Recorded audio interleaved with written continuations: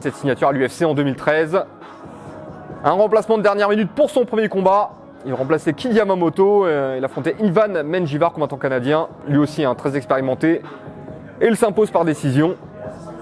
Et derrière, il grappille encore plusieurs victoires jusqu'à ses débuts en flyweight. Quelques victoires de plus et on lui propose la ceinture contre Demetrius Johnson, Mighty Mouse à l'époque, l'invincible Mighty Mouse. Alors malheureusement, Wilson Reis qui s'est incliné lors de ce combat par clé de bras. C'est d'ailleurs la seule fois de sa carrière qu'il s'incline par soumission. Dans sa carrière en MMA, je vous rappelle, c'est un expert du jiu-jitsu brésilien. Ceinture noire, bien évidemment. Ceinture noire qui lui a été décernée par son professeur Roberto Godoy. Champion du monde, ceinture marron en 2004, je vous le rappelle. Donc il est arrivé, il explique aussi qu'il est combattu quasiment que dans des grandes organisations. C'est qu'il est arrivé dans le monde du MMA, auréolé de tous ses succès dans le monde du jiu-jitsu brésilien. C'était lui aussi un prospect. Alors j'utilise beaucoup ce terme, vous l'aurez compris, c'est le combattant qui monte, le combattant à surveiller. Et Wilson Reis, après avoir quitté l'UFC, on l'a vu combattre à 2 reprises au Mexique. Il a signé une belle victoire en novembre 2020 contre Carlos Brizeno. C'était au Budo Cento Championship, événement qui a lieu au Mexique, je vous le rappelle. Et victoire par soumission, vous l'aurez compris. Encore une fois, je le répète, Wilson Reis, c'est avant tout un grappleur avec une très belle lutte. Alors c'est intéressant parce que j'ai beaucoup regardé de combats de Wilson. On en a parlé avec Taylor avant cet affrontement à l'Ares Fighting Championship. Et je lui ai dit ce que je pensais de Wilson Reis. Il s'avère qu'au sol, c'est un vrai poison. Des positions très fortes, des placements exceptionnels. Et surtout, il mixe assez bien la lutte et le jiu-jitsu, ce qui fait qu'on voit des fois des positionnements de lutteurs. Et derrière, quand même, il y a des passages de jiu-jitsu. Il n'hésite pas à prendre le dos dès que l'opportunité se présente. Spécialiste de l'étranglement bras-tête. Donc vous l'aurez compris, cet étranglement que vous placez à votre adversaire lorsque vous êtes au-dessus, qui peut se passer depuis la demi-garde. En général, il faut sortir la jambe de la demi-garde et passer sur le côté pour finaliser l'adversaire. Mais attention, au sol, il est capable de tout. Il maîtrise tous les aspects du jiu-jitsu brésilien, de la clé de bras à l'étranglement en passant par la clé de jambe, même si on sait que certains Brésiliens ne sont pas familiers avec les clés de jambe, d'autres le sont plus, je pense notamment à Rosimar Toquinho Palares, dont je vous parlais tout à l'heure, qui avait affronté Emil Mick en Italie, qui avait pour habitude de repartir avec les jambes de ses adversaires. Donc Wilson Reis très rapide également, c'est un petit gabarit, 1m63 seulement pour cette catégorie, 61 kg, donc il sera plus petit que Taylor sur le combat. Mais voir un combattant explosif, donc il mise beaucoup sur sa vitesse, sur son explosivité. Grosse puissance de frappe avec le bras arrière. Il boxe en gaucher. Vous l'aurez noté, donc il faut se méfier bien sûr de cette gauche qu'il prépare très bien. Donc le bras avant sert à préparer le bras arrière. Le bras arrière, lorsqu'il part, il peut vous mettre KO. Et la force d'un combattant comme Wilson Reis qui est très complet, qui sait varier les distances de combat, c'est qu'il peut vous envoyer un crochet large et derrière descendre tout de suite dans les jambes. On le voit parfois d'ailleurs plonger dans les jambes sur un single leg, donc simple ramassement de jambes assez rapidement. Et une fois qu'il vous a saisi, après c'est compliqué. Généralement, vous retrouvez les fesses au sol. Certains combattants arrivent à rebondir très vite, mais une fois qu'il a posé la main sur vous, c'est compliqué de le déloger. Donc beaucoup d'armes à faire valoir, Wilson Reis, qui est arrivé en début de semaine sur Paris. Alors, il faut savoir que ce combat contre Taylor était en négociation depuis un certain temps. Nous avons croisé Wilson à Houston lors de l'UFC 265. Il était présent avec des membres de son équipe.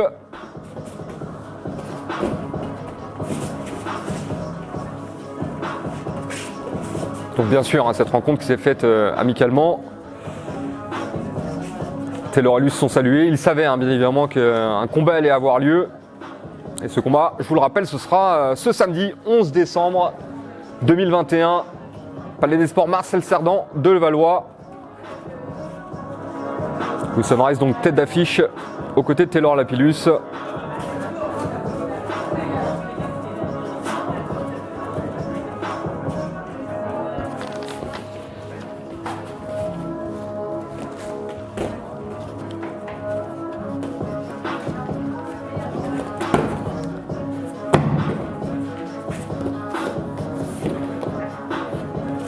Voilà, donc pour tous ceux qui n'ont jamais participé à un cours de MMA ou un cours de jiu-jitsu, ben voilà, tous les échauffements que vous voyez là, c'est des échauffements qu'on fait typiquement lorsqu'on s'entraîne.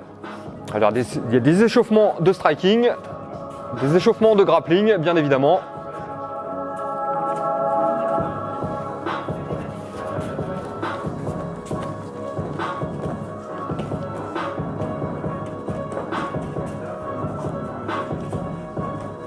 Encore une fois, l'Ares Fighting Championship, événement de classe internationale qui aura lieu au Palais Marcel Cerdan de Levallois.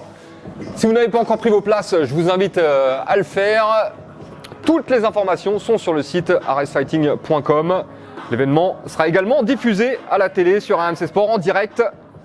Événement que j'aurai le plaisir de commenter, bien évidemment.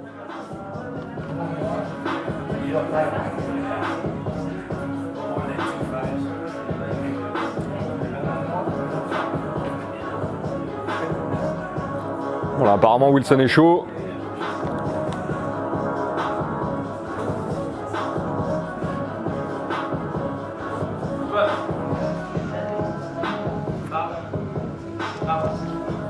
Et je vous le rappelle, si vous n'avez pas encore pris vos places pour cette Ares Fighting Championship 2e édition, rendez-vous sur aresfighting.com.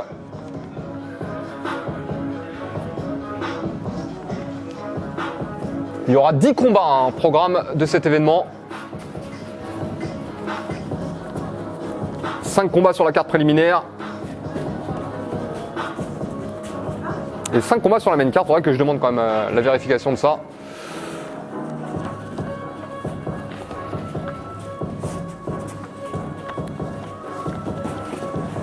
Je vous rappelle encore une fois, c'est le début de la Fight Week de cette Ares FC 2e édition. Wilson Reis à l'échauffement pour cet Open Workout. Wilson Reis qui sera tête d'affiche de l'événement. Et encore une fois, je vous ai parlé de son style, de ses forces.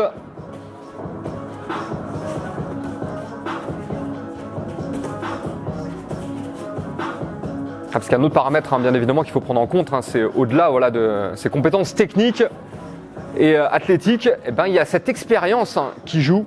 Lorsque, comme lui, vous avez combattu dans les plus grandes ligues mondiales, vous avez affronté les meilleurs combattants au monde. Je vous rappelle encore une fois qu'il s'est frotté à Mighty Mouse Johnson à l'UFC pour la ceinture flyweight de l'UFC. Mighty Mouse qui était à l'époque, c'est bien simple, le GOAT de cette catégorie, qu'il est peut-être toujours d'ailleurs, vu ce qu'il a réalisé dans sa carrière. Donc beaucoup d'expérience qui signifie également un combattant plus âgé, avec plus de guerre livrée bien évidemment.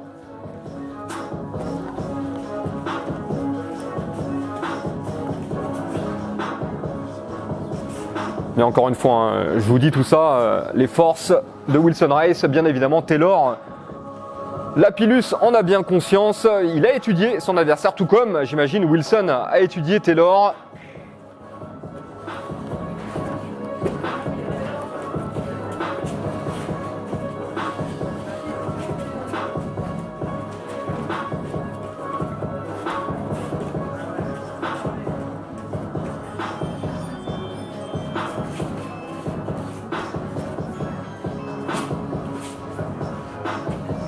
C'est intéressant parce qu'il nous donne un petit aperçu de ce qui pourra arriver. Et vous voyez, quand je vous disais qu'il mixe très bien les différentes distances de combat, on le voit sur des phases de striking, tout de suite saisir la tête, essayer d'attraper la jambe. Bon là, il faut imaginer bien évidemment, il n'y a pas d'adversaire, il n'y a pas de sparring. Mais bon, on comprend bien ce qu'il fait, on comprend bien. Voilà, qu'il y a une grosse expérience technique. Encore une fois, Wilson Reis qui est ceinture noire du jiu-jitsu brésilien. Très belle lutte, également très rapide. Tu me dis quand t'es... En fait, là, t'es pas branché sur le mec, t'es branché sur... Tu parles... Je sais que ça... En fait, parce que sinon, là, sur le live, son micro tourne, c'est très difficile.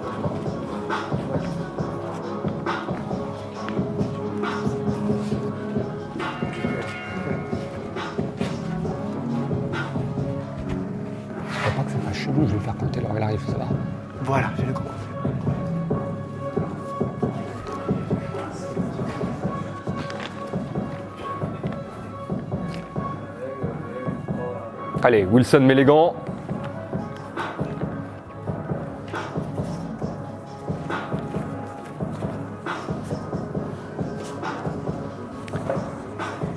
Alors encore une fois, je vous le rappelle, hein, c'est un événement de MMA, le sport en vogue, dirais-je, en ce moment, depuis la légalisation en France, qui a eu lieu en 2020.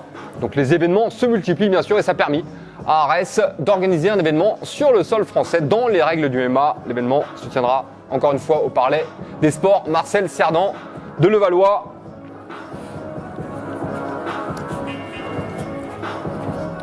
Les combats se dérouleront en cage. Les règles sont les mêmes qu'à l'UFC. 3 rounds de 5 minutes par combat.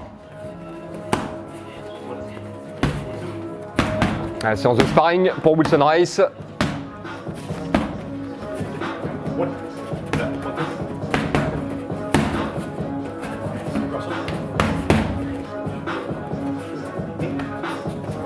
Donc encore une fois, je vous lisais, Wilson Reis qui boxe en gaucher.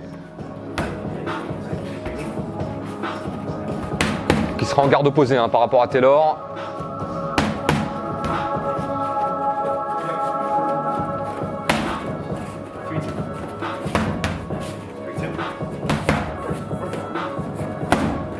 Alors je ne sais pas si vous pouvez entendre les consignes de son sparring, mais lui donne la marche à suivre. 1-2, 3-2. Donc tout ça c'est des codes bien évidemment qu'ils ont mis en place.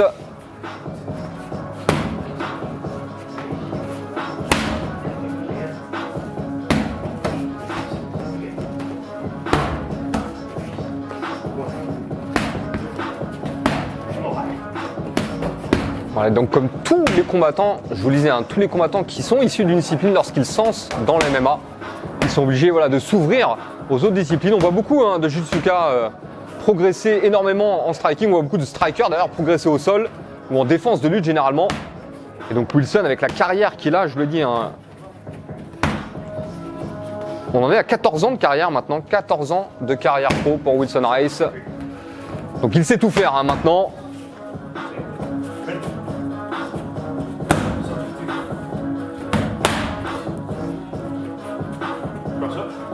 Voilà, même ici, en jetant un petit coup d'œil dans son palmarès, je me rends compte qu'il n'a jamais remporté de combat par KO.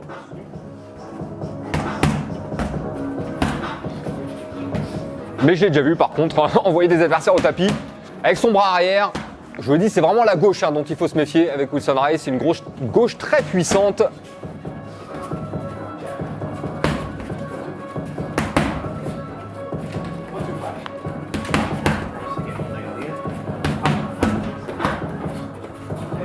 Important également, varier les zones de frappe. Je vous rappelle, c'est du MMA, ce n'est pas que de la boxe, ce n'est pas que du jiu-jitsu, ce n'est pas que du kickboxing.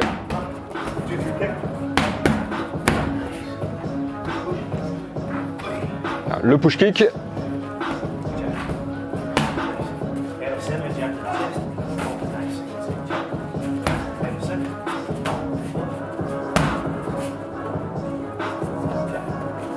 Donc on l'a vu faire glisser son jab à l'intérieur. Le crochet du bras arrière. Alors je ne sais pas si vous avez ce rendu comme moi, de la puissance décuplée par Wilson Reis. Je vous le dis, un petit gabarit mais très explosif, très puissant.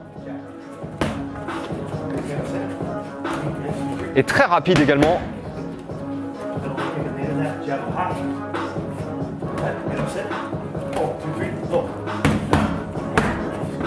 Alors ce qui est intéressant, c'est qu'on le voit travailler là sur de longs échanges en striking. Donc on voit qu'il maîtrise un peu tous les aspects. Malgré tout, j'imagine que sa stratégie durant le combat ne sera pas vraiment axée sur des échanges prolongés en striking face à Taylor qui lui aussi est très vif, très rapide et très dangereux avec ses points. Alors j'ai toujours considéré que c'était une erreur pour un combattant de mettre de côté ses armes favorites lors d'un combat. Je me souviens à une époque, Demian Maia qui s'était mué en boxeur alors que c'était peut-être le meilleur grappleur de l'UFC. Finalement, il est vite revenu à son style. Et il ne fait aucun doute que Wilson Reis va tenter sa chance au sol dans ce combat contre Taylor Lapillus.